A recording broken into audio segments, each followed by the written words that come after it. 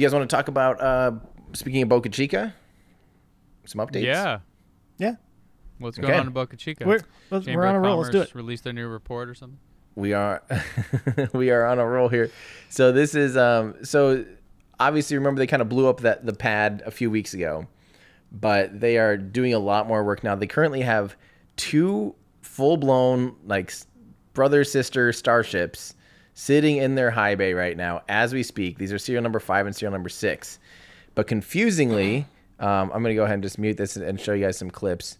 But confusingly, they're working on the pad again and stuff like that, getting it back up to snuff, and it has changed a lot. Look at how like beefy this launch pad looks now. This is actually the second launch pad because they had 2 kind of side by side. The one that was like totally just blown up. This is the newer, the second one that was off to the side is now really coming together, and you can just tell it's a little more finished out. You know, there's even like a catwalk now where the crew can actually walk around. It just looks a little bit more like a launch pad as opposed to just literally a piece of metal.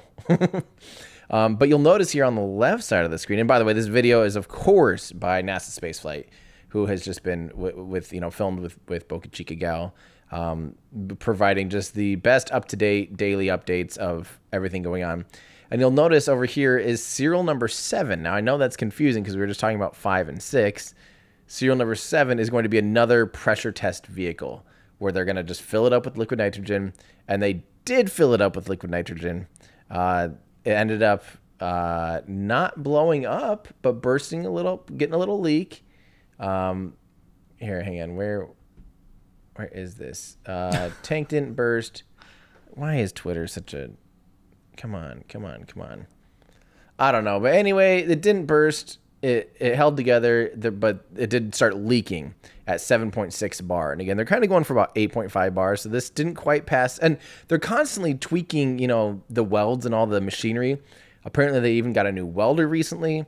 So they might bring out another test article here soon, and try to like pressure test that. But yeah, this was them kind of getting this one out to the pad, doing all the cool stuff. But so in other words, just kind of like reiterate, we have serial number 7, we have serial number 5 and 6 in the high bays, and if I'm guessing, just because now those are old, the old welds, all of that stuff, and they're even switching to 301 stainless steel now, I think, instead of 304. Or wait, no, 304L stainless being better than 301. So they had been using 301, and this was their this is a good result and supports the idea of 304L being better than 301. We're developing our own alloy to take this even further. Leak before burst is highly desirable. So in other words, it leaked instead of just like full blown, like some of the 301 stainless steel was doing, whereas like blowing its top off. Not the time it exploded because that was a fuel leak, but some of the other pressure tests when it let go, it would like all crack, because it's under cryogenic temperatures, and all of a sudden it would just go, and still make this huge event. But it's sounding maybe more like this 304L under the cryogenic temperatures is just kind of starting to split and slowly leak, which is just more desirable as a failure mode. But so my guess is, serial number 5 and 6 are kind of already like old stainless steel, old welding techniques. I wouldn't be surprised if they bring out another bopper like this. They're supposed to be rolling out serial number 5 to do more testing anyway, the big one, the full-blown stack. But I wouldn't be surprised if they bring out like a serial number 8, which is going to be another bopper with new techniques, new steel again, get it up to flight pressure, test it all out, and then build a full stack again. Remember, they're building these things in like weeks. So I don't see why, sunk cost fallacy. Like, why would they even bother testing the old ones if they know that they're subpar? But then again, there's other things they can test. They can work on those, the fuel umbilicals that had a problem last time. There's definitely probably stuff you could learn from every single one, even if it's not your latest, right? Yeah, even if it's not optimal. So I don't know. I'm somewhere between. I'm guessing. I think we're gonna just keep seeing tons and tons and tons of stuff with Starship. And even Elon said, I think last week, or sometime earlier this week, time doesn't exist right now, that they are going all in on Starship. Like SpaceX is all hands on deck Starship. And we've known this, especially now that Dragon, production is fulfilled and they safely are, doing the astronauts, fulfilling everything with NASA. Now it's time to take all resources that aren't dedicated to those lines and just, no more development there. Guys, we're all going in Starship and we're going hard. And I think we're about to see, I mean, they're already going pretty hard, I think. Some people would almost argue too hard. But get ready, because it's just the beginning. That's awesome. Well, especially if they put in another pad up there, and they've got 2 of them just sitting there ready to go. They could be testing 2 at a time, and they can basically just be going back to back to back, and as long as they're not blowing stuff up every time, they can really just be cranking out tests and learning. So they make them on site, right? There's not like a factory down the road. It's 1.5 miles away. Oh, okay, cool. Yeah, because that would be like, in terms of when it exploded that time, it was like, oh crap, did that just destroy half the factory? And now they're like really set back. Right. No, the factory's far enough away. That far. The far enough still. I mean, it's almost more like 2 miles, but it's still not quite far enough away to. If there's a full, big vehicle and something happened, it can still damage stuff that far away. Right. If it was fully built. Yep. I mean, that would still be close enough to really sustain damage potentially.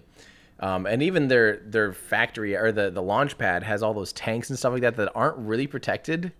Yeah, that blows my mind. I always wondered about that. It's like there's so much stuff like right next to it. Like, guys, just put up a brick wall, a cinder block wall. I know they have a little bit of a berm, but I mean, come on. The thing is like 5 times taller than that berm, and when it explodes in, hate to say it, all directions. Yeah. I wouldn't be surprised if they build that up a little bit more as they're starting to get more and more ambitious with their testing, especially when they try to land. If they're going to land it right there, that's just basically guaranteed to be some kind of fireworks show at some point.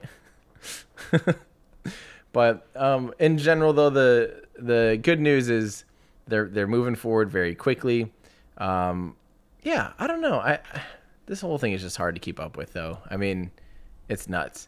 But I do want to point out remember when people keep saying like, why are they wasting their time? Is this even worth it? That type of mentality. I keep saying that. I don't know if Elon's ever said this, but I've always said like, whatever for Elon, it just seems like whatever's physically possible is not impossible. If it can be physically done, yes, it might be difficult, but you can make it happen. Just like you can look at the history of everything he's done, has been like, no private company will go to orbit. Oh, wait, we went to orbit. No private company will, go to the ISS. Oh, we did that. No private company will land a rocket. Did that. No private, you'll never reuse a rocket. Did that. You'll never catch a fairing. Sometimes there's reasons to not do things even though they're possible. But I agree. Yeah, that's his thing, right? His MO is like, never tell him it's impossible. Tell him why it's a bad idea or something. Right. Never tell me the odds. Right. But I think maybe the best example of where there's a lot of skepticism was when they switched to the full cryogenic, the super chilled props, with the full thrust version of Falcon 9, which was at the end of 2015. The first time they launched, they got it off relatively quickly. Like I think they only tried a couple attempts, but they were kind of having teething problems with the super chilled propellants.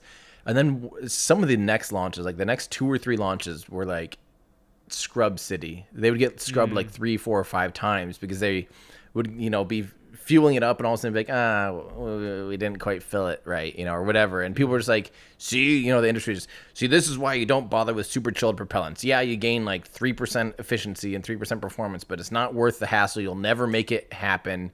It'll never be worth all your effort. And now you don't even, you already forgot that they do super chilled propellant because they just make it so seamless, and it's so normal. Like I don't remember the last time they scrubbed because they had problems with the super chilled propellant. Like that's already solved now. It's just normal operations for them. So yeah. There you go. Well, that's my rant of Starship and all the updates of Starship this week. Hey guys, thanks so much for watching this clip from our show. If that's just not enough for you and you want to watch the full episode, you can go to olfpod.com/YT. And if you want more from us, you can consider becoming a Patreon member. You'll get early access to episodes. You can join our awesome community. You can actually watch us record live and get your name in the credits by going to olfpod.com/Patreon. So thanks everyone for watching. Check back every Friday for new clips here and new episodes on the main channel. Thanks, everybody.